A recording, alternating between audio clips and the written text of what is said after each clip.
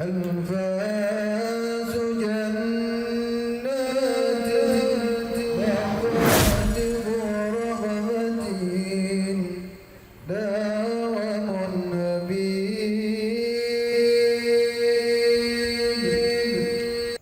Assalamualaikum warahmatullahi wabarakatuh.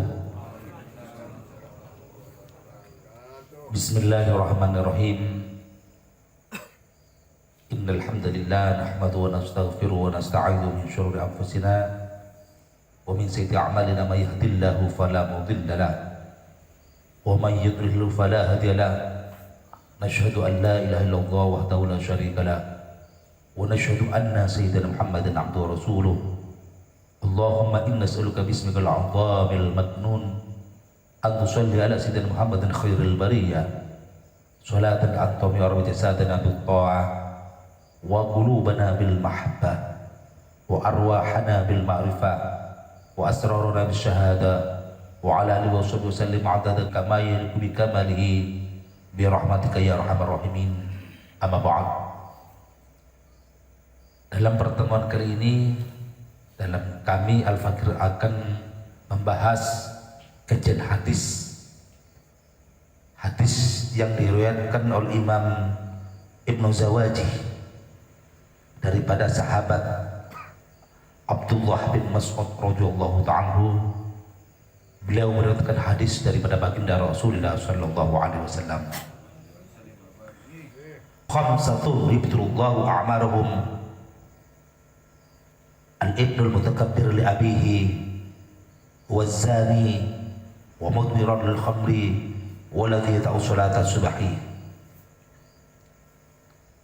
Khamsatun, ada 5 golongan yubtiru a'maruhum, akan dicabut barokahnya umur mereka. Ada 5 golongan yang Allah akan mencabut barokah umur mereka. Yang pertama adalah al-mutakabbir, al-ibnul mutakabbir li abihi, seorang anak yang menyombongkan terhadap bapaknya. Seorang anak tidak boleh menyombongkan kepada bapaknya, karena banyak suatu kejadian. Ambil contoh, ada anak sekolah SMA atau perguruan tinggi, kebetulan bapak atau ibunya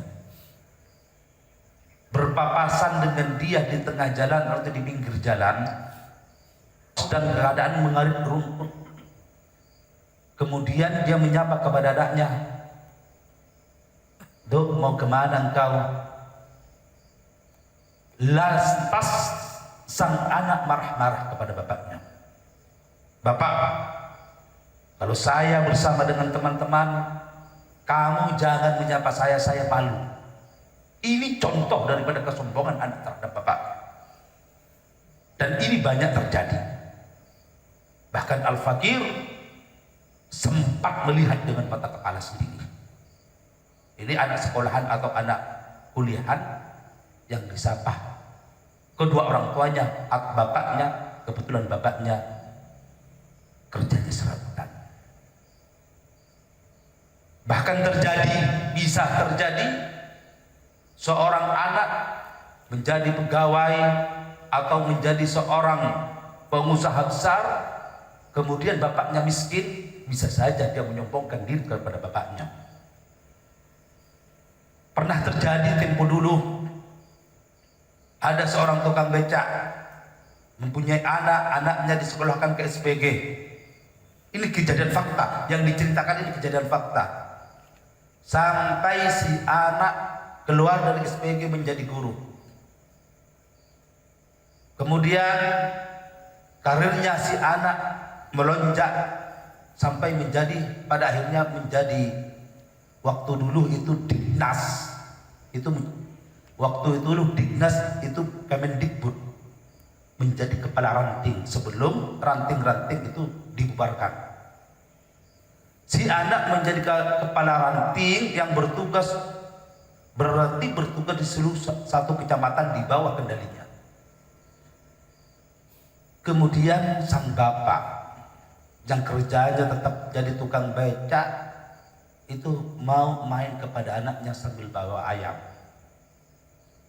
Ini daerahnya daerah Ganding, tetangga kita. Nyampenya di rumahnya sang anak marah-marah. Kebetulan bapaknya orang Gandhi, anaknya sudah membeli rumah di Sumeneb.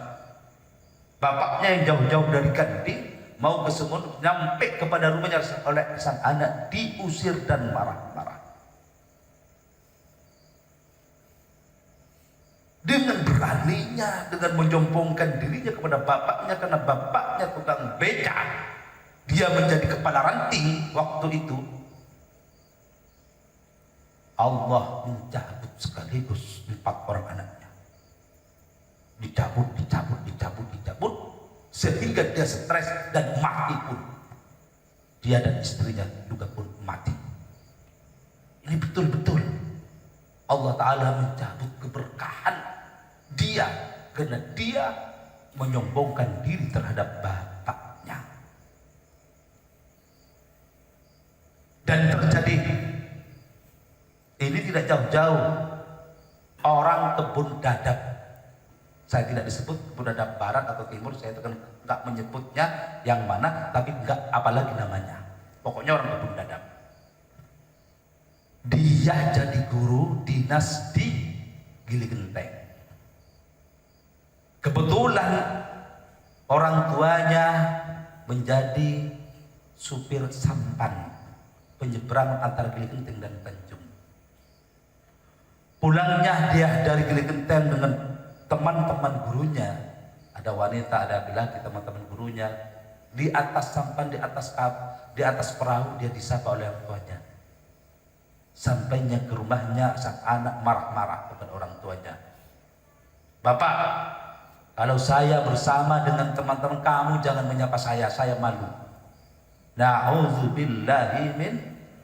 Ini adalah bentuk kedurhakaan yang sangat luar biasa.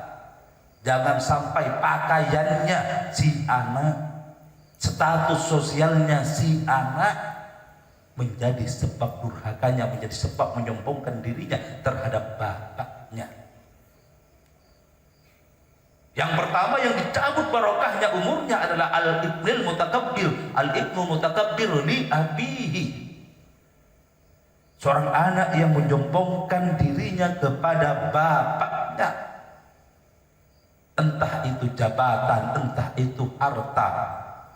Apa saja yang kita miliki, semuanya adalah dari Allah. Dan kalau kita tidak hati-hati, bahkan melakukan 5 perkara ini, tidak segan-segan Allah mencabut nikmat-nikmat itu daripada kita. Na'udzubillahi min dzalik. Oleh karena itu, kita harus tidak boleh menyombongkan diri, tidak boleh malu kepada orang tua kita. Bahkan dalam Islam tidak sampai hal itu. Misalkan ada seorang anak-anaknya orang miskin diadopsi orang kaya, sampai kapanpun, sampai besar pun, sampai dia mati, tidak boleh menisbatkan namanya kepada orang kaya tersebut. Berdasarkan sabda Rasulullah sallallahu alaihi wasallam, "Allah man intaba ghayra abihi."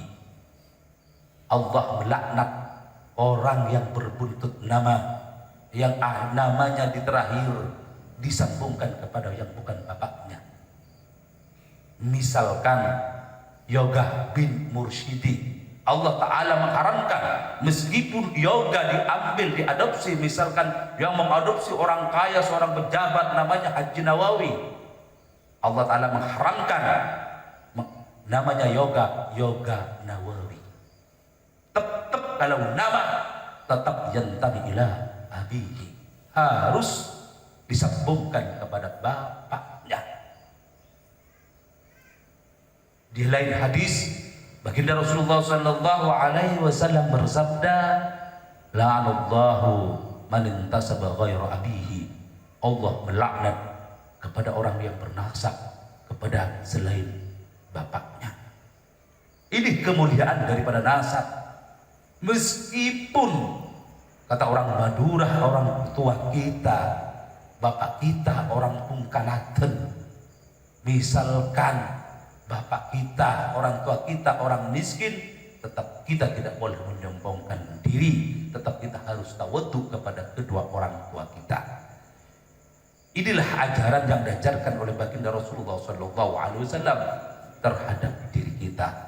Dan Al-Fakir akan menyampaikan kepada seluruh jamaah dan kepada seluruh pemirsa Palangkaraya TV dimanapun berada, jamaah Al-Fakir dimanapun berada, baik yang ada di Jawa atau di Madura atau di lain pulau-pulau lainnya, senantiasalah kita seyogyanya kita tidak boleh menyombongkan diri, merasa gengsi untuk berhubungan, untuk menyapa, untuk disapa dengan kedua orang tua kita, dan kita tidak boleh menyombongkan diri kepada keduanya.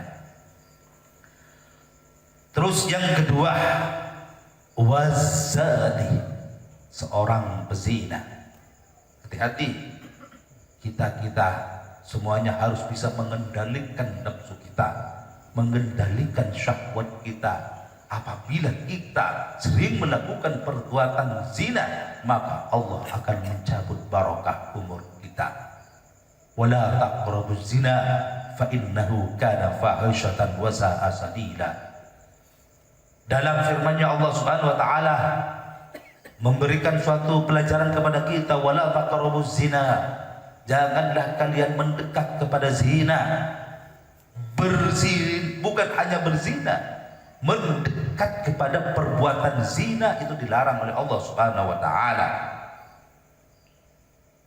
Fa innahu kana fahisyah, karena sesungguhnya zina itu adalah perbuatan yang sangat keji, wa sa'a sabila, dan perbuatan yang paling jeleknya jalan atau perbuatan. Oleh karena itu kita semoga dijaga oleh Allah, anak cucu kita oleh Allah dijaga dari perbuatan-perbuatan yang dilarang, yang diancam oleh Allah Ta'ala. Ancaman bagi seorang pezina adalah Allah Ta'ala akan mencabut barokah dalam umur-umur mereka. Itulah bagi ancaman seorang pelaku zina. Yang ketiga, wa mudmirul khamri. Yang ketiga adalah orang yang minum khamr, sering minum minuman keras apapun mereknya, entah itu whisky, entah itu bir bintang dan lain-lain. Di dalam Islam jelas bahwa minuman-minuman keras sangat dilarang. Juga pun kias daripada minuman keras, juga pun obat-obatan terlarang, narkoba dan lain-lain, termasuk sabu-sabu dan sejenisnya, termasuk pil koplo dan sejenisnya, itu adalah diancam oleh Allah Subhanahu wa taala. Barang siapa pengguna minuman keras, kiasnya pengguna narkotika dan obatan terlarang, akan dicabut barokah umurnya oleh Allah Subhanahu wa taala.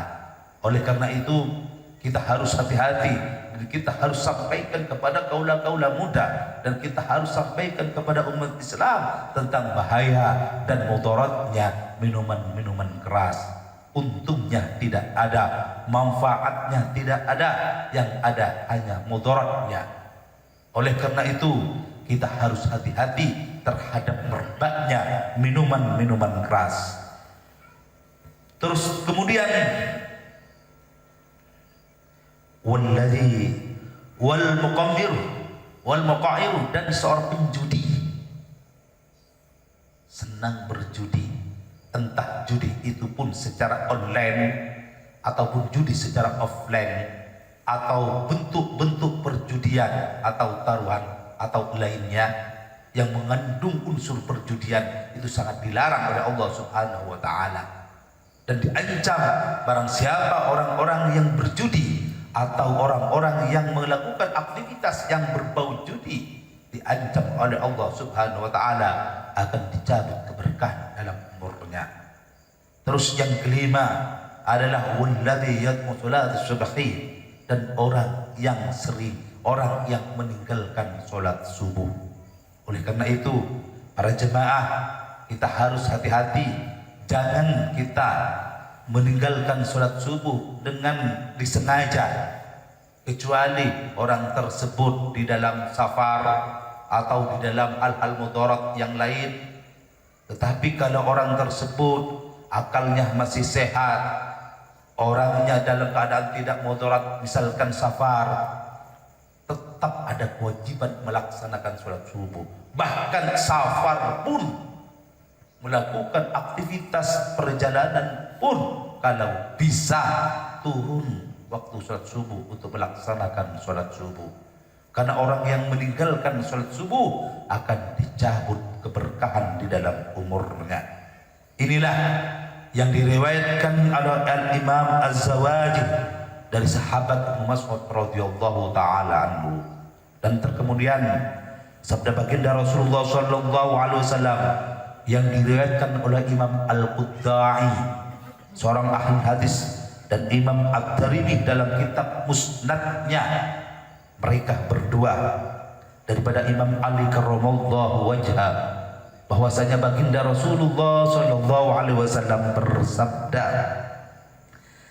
"Idza zanat ummati wal 'ibadil qimar wal maisir fa inna Allaha yursulu ilaihim bil balaya thalatha." Apabila telah berzinah umatku dan bermain judi dan bermain taruhan, maka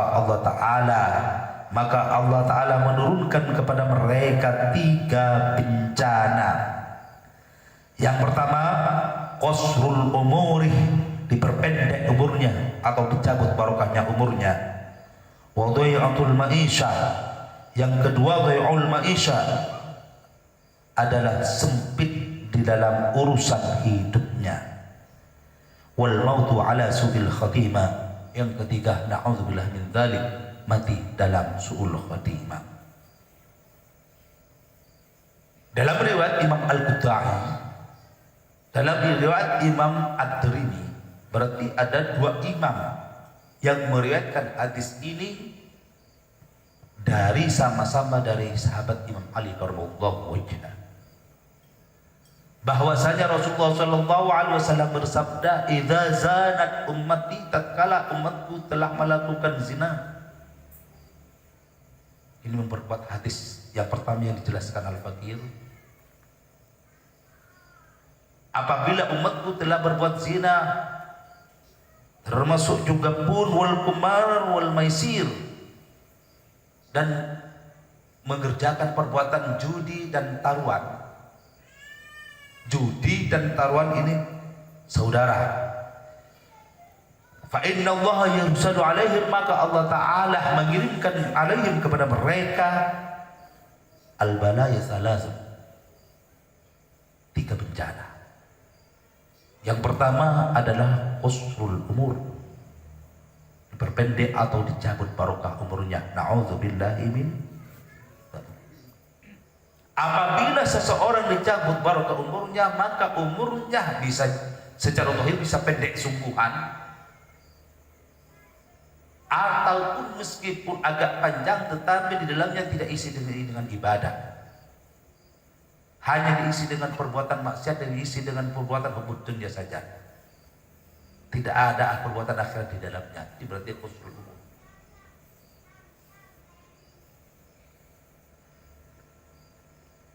Dan dhaiful ma'isyah, dipersempit kehidupannya, dalam arti berkah keberkahan dalam rezekinya Allah Ta'ala mencabutnya. Keberkahan rezeki mereka Allah Ta'ala dicabut oleh Allah Subhanahu wa Ta'ala, sehingga meskipun besar sekalipun pemasukannya, juga pun mereka akan besar juga pun pengeluarannya. sehingga kata orang Madura tidak pernah cukup, tak nemu mendeng. Hati-hati. Yang ketiga, na'udzubillahi min dzalik, ini berkenaan dengan akhirat. Mahdu ala sul khatimah. Wal maut ala sul khatimah, mereka meninggal, mereka mati dalam sul khatimah. Na'udzubillahi min dzalik. Oleh karena itu,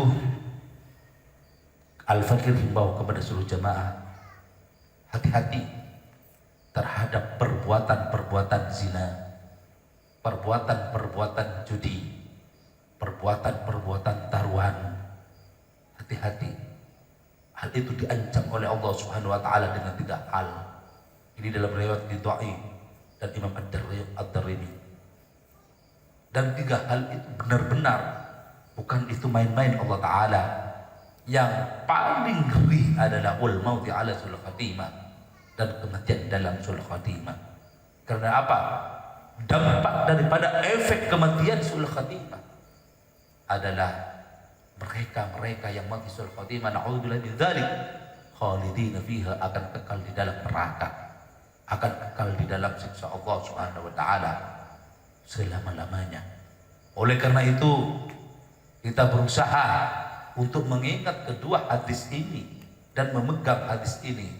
Di samping juga pun sebelumnya Al-Fakir mengutarakan tentang 10 hadis, 10 golongan, asyaratun yubtiru a'maruhum, 10 golongan yubtiru a'maruhum, akan diperpendek umur mereka, wa tudayyiq arzuqhum, dipersempit rezeki mereka atau ma'isyah atau kehidupan mereka. Wa in matu al-sul khatimah, dan kalau mereka meninggal dalam keadaan sul khatimah. Wala tuqbalu lahum, tidak diterima baginya solatnya, wala zakatun, dan zakatnya, wala hajjun, wala siyamun, dan puasanya, wala hajjun lahum, dan tidak diterima juga hajinya. Hati-hati yang 10 golongan. Juga pun diperjelas dengan hadis ini ada 5 golongan yang Allah ancam. Terus berikutnya ada 3 perkara yang kita harus hati-hati, yang menjerbabkan kita kepada kemurkaan Allah. Oleh karena itu, tetap kita harus banyak berzikir kepada Allah, karena zikir adalah merupakan tameng kita. Zikir itu akan merupakan suatu benteng kita daripada godaan-godaan syaitan, daripada perbuatan-perbuatan yang keji yang dilaknat oleh Allah Subhanahu wa taala. Oleh karena itu, kita semuanya memohon kepada Allah agar istiqamah di dalam perbuatan taat kepada Allah, juga pun istiqamah dalam menjauhi maksiat kepada Allah Subhanahu wa taala. Hakikatul istiqamah, hakikatnya istiqamah adalah istiqomah dalam perbuatan taat dan menjauhi larangan Allah Subhanahu wa taala. Oleh karena itu, di dalam kita sendi kehidupan kita, di dalam suatu hal ihwal kehidupan kita jangan lupa terhadap tuntunan baginda Rasulullah sallallahu alaihi wasallam. Di antaranya 2 hadis ini yang kita kaji malam sekarang, dan semoga kajian-kajian hadis kita bermanfaat kepada diri kita, juga pun kepada anak cucu kita, juga pun bermanfaat terhadap seluruh keluarga kita, seluruh ikhwanul akhwat jamaah kita dimanapun berada, dan seluruh pemirsa pelanggan TV dimanapun berada. Semoga Allah Ta'ala mengistiqomahkan kita dan mereka bijahi Sayyidina Muhammadin sallallahu alaihi wasallam, bi barakatil Fatihah. A'udzu billahi minasy syaithanir rajim. Bismillahirrahmanirrahim. Alhamdulillahi rabbil alamin. Arrahmanir rahim, maliki yaumiddin. Iyyaka na'budu wa iyyaka nasta'in. Ihdinas siratal mustaqim. Siratal ladzina an'amta 'alaihim ghairil maghdubi 'alaihim waladdallin. Amin. Semoga oleh Allah Ta'ala kita diampuni oleh dosa-dosa kita oleh Allah Subhanahu wa Ta'ala. Dan kami pesan terhadap seluruh jemaah agar kita tetap tidak boleh menyombongkan diri atau katakanlah kita gengsi terhadap bapak kita atau salah satu atau ibu kita, asal atau salah satu di antara kedua orang tua kita. Oleh karena itu semoga kita semua dijaga oleh Allah Ta'ala dari perbuatan-perbuatan yang tidak diridhoi oleh Allah Subhanahu Wa Ta'ala. Bahkan ini hadis baginda Rasulullah Sallallahu Alaihi Wasallam yang diriwayatkan oleh Sayyidah Aisyah radhiyallahu ta'ala, sabda baginda Rasulullah Sallallahu Alaihi Wasallam, man khada'a liwalidayhi wa qama al-lail wan nasu niyamun atallahu umrahu wa sa'alahu rizqahu wa futiha alaihi abwabul jannah wa dakhala al-jannah bighairi hisab. Man khada'a liwalidayhi, barang siapa yang tawaddu terhadap kedua orang tuanya, wa qama al-lail, dan dia jaga malam, dia jaga malam untuk sholat atau zikir atau ibadah lainnya, bukan jaga malam, bukan bergadang main domino, main atau nonton televisi yang tiada berguna, atau main Facebook dan lain-lain. Dia qiyamul lail, melaksanakan sholat, zikir, qiraatul Quran, sholawat, wan nasu niyamun, sedangkan manusia orang-orang lain sedang dalam tidur. Apa janji Allah? Atallahu umrahum, Allah Ta'ala akan memperpanjang umur mereka. Dia umurnya akan diperpanjang oleh Allah Ta'ala, diberi keberkahan umur yang luar biasa. Wa wasi'a rizqahu, dan Allah Ta'ala akan melapangkan rizkinya, diberi keberkahan rizki. Wa futu alaihi abwabul irfan, dan dibuka baginya pintu-pintu irfan, pintu-pintu ma'rifah. Wa dakhala al-jannata bighairi hisab, dan masuk surga tanpa hisab. Jadi kalau kita mau masuk surga tanpa hisab, rezeki kita diberkahi oleh Allah Ta'ala, diperluas oleh Allah Ta'ala, umur kita diberkahi oleh Allah Ta'ala, diperpanjang oleh Allah Ta'ala. Dalam hadis ini diriwayatkan oleh Sayyidah Aisyah radhiyallahu ta'ala anha, yang ditulis Imam Al-Bazzar dalam kitab Al-Musnad. Dua syarat. Yang pertama, kita harus tawaddu, berwudu kepada bapak atau ibu kita. Yang kedua adalah kita sering melaksanakan qiyamul lail, mengisi malam-malam kita dengan sholat, mengisi malam-malam kita dengan zikir, mengisi malam-malam kita dengan munajat, mengisi malam-malam kita dengan sholawat, mengisi malam-malam kita dengan qiraatul Quran, wan nasu niyamun, dan sedangkan orang-orang lain dalam keadaan lelap tidur. Dua hal ini kalau kita kerjakan, kami yakin sesuai dengan janji Rasulullah yang diriwayatkan oleh Sayyidah Aisyah radhiyallahu anha, yang ditulis oleh Imam Bazzar dalam kitab Al-Musnad, bahwasanya Allah Ta'ala menjanjikan atallahu umurahum, Allah akan memperpanjang umur mereka dan diperluas rezeki-rezeki mereka, dan dibuka baginya futihalul abwabul irfan, dibuka baginya pintu kesadaran kepada Allah. Wa dakhala jannata bighairi hisab, dan masuk surga dengan tanpa hisab. Amin, Allahumma amin. Semoga kita semua masuk kepada golongan ini yang dijanjikan kebaikan fid dunya wal akhirah oleh Allah Subhanahu wa taala. Dan semoga kajian ilmu hadis ini bisa bermanfaat kepada diri kita, anak cucu kita, dan kepada ikhwan wal akhwat jamaah kita. Dari Al-Fakir salah lebihnya atau kurangnya, Al-Fakir mohon maaf yang tidak batas. Wa akhiran minallahi wa taufiq hidayah wal inayah wa min Rasulillah sallallahu alaihi wasallam syafa'atul barakah. Wassalamu alaikum warahmatullahi wabarakatuh. الفاتحة.